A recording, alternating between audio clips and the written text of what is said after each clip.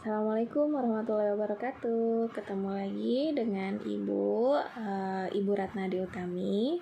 Saya seorang guru bimbingan dan konseling dari SMA Negeri 1 Sagaranten, tepatnya itu terletak di daerah Kabupaten Sukabumi. Nah, pada kali ini kita akan membahas tentang manajemen emosi. Nah, sebelum kita masuk tentang materinya, di sini Ibu akan terlebih dahulu menjelaskan tentang tujuan dari layanan ini. Yang pertama, peserta didik mampu menjelaskan tentang manajemen emosi. Yang kedua, peserta didik mampu untuk menjelaskan ciri-ciri mengendalikan emosi. Dan yang ketiga, peserta didik mampu untuk memanajemen atau mengatur emosi kita. Nah, masuk kepada poin pertama, yaitu pengertian manajemen emosi. Jadi manajemen emosi itu adalah bagaimana cara kita untuk mengelola emosi dalam menghadapi suatu masalah. Pengelolaan emosi tersebut sangat penting kita lakukan dalam menghadapi suatu hal atau suatu permasalahan, karena dalam memecahkan suatu permasalahan harus disertai dengan emosi yang benar-benar terkontrol.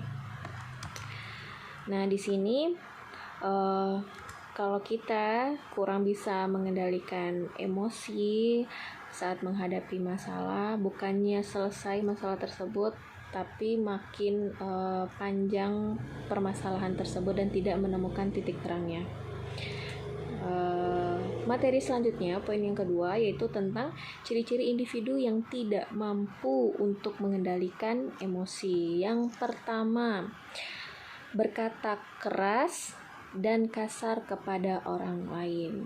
Itu poin pertamanya. Jadi orang yang tidak mampu mengendalikan emosi itu adalah orang-orang yang dengan gampang, dengan mudahnya untuk berkata keras dan kasar kepada orang lain saat memecahkan atau saat menghadapi masalah. Poin yang kedua, yaitu marah dengan merusak barang-barang yang ada di sekitarnya. Karena orang yang sedang emosi itu atau orang yang sedang menghadapi suatu permasalahan, emosinya pasti tidak terkontrol, dan ada beberapa orang yang meluapkan emosinya itu dengan cara melempar barang yang ada di sekitarnya. Poin yang ketiga, yaitu ringan tangan kepada orang lain. Nah, ini sering juga kita temui ya dengan beberapa kasus, seperti kasus KDRT, kekerasan dalam rumah tangga, ketika seorang suami istri sedang menghadapi masalah lalu tidak bisa mengontrol emosinya atau memanage emosinya dengan baik, kebanyakan mereka akan meluapkannya dengan cara selain melempar barang juga memukul pasangannya, dan hal ini tentunya sangat dilarang ya.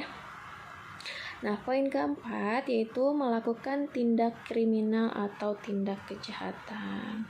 Yang poin kelima, melarikan diri, baik itu melalui dengan cara-cara seperti mengkonsumsi narkoba, minuman keras, atau pergaulan bebas. Dan hal ini sering terjadi pada teman-teman kita seumuran remaja, yang ketika menghadapi emosi atau permasalahan yang berlarut-larut, kebanyakan dari mereka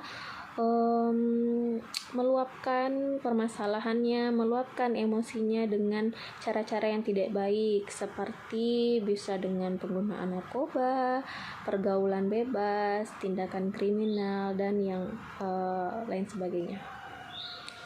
Poin yang keenam, menangis dan larut dalam kekesalan yang mendalam. Nah, cara orang untuk meluapkan emosi itu dengan berbagai cara dan berbagai tindakan. Nah, salah satunya adalah bisa menangis sekeras-kerasnya selama-lamanya untuk meluapkan emosinya tersebut. Dan yang terakhir, yaitu dendam dan merencanakan kejahatan orang lain. Nah, ini yang paling ditakuti ya, kita mempunyai perasaan dendam. Oke. Poin tentang ciri-ciri individu yang tidak bisa mengendalikan emosi. Di sini ada 7 poin, dan poin selanjutnya itu bagaimana sih cara kita untuk bisa memanage, mengendalikan emosi kita. Yang pertama, rasakan yang orang lain rasakan. Nah, di sini kita dituntut untuk lebih belajar bagaimana cara bersimpati, berempati kepada orang lain. Poin yang kedua, tenangkan hati di tempat yang nyaman. Nah, ini bisa menjadi salah satu cara yang menurut saya itu bagus. Ketika kita sedang emosi, lebih baik kita menenangkan diri kita di tempat yang paling menurut kita yang paling nyaman. Dan yang ketiga yaitu mencari kesibukan yang disukai. Salah satu hal yang bisa kita lakukan untuk mengalihkan emosi kita adalah dengan mencari kesibukan yang sangat kita sukai, sesuai dengan hobi dan minat kalian masing-masing. Poin yang keempat yaitu curahan hati, dan ini paling manjur kalau menurut saya ya. Ketika kita emosi, hal yang paling disukai adalah itu kita bercurah pendapat, bercerita kepada orang yang kita percayai, dan setelah kita bercerita tersebut akan merasakan sedikit perasaan yang lebih tenang dari sebelumnya. Poin yang selanjutnya itu mencari penyebab dan mencari solusi. Di sini kita harus lebih berpikir apa sih sebab kita marah dan bagaimana sih cara kita untuk menghilangkan rasa-rasa tersebut.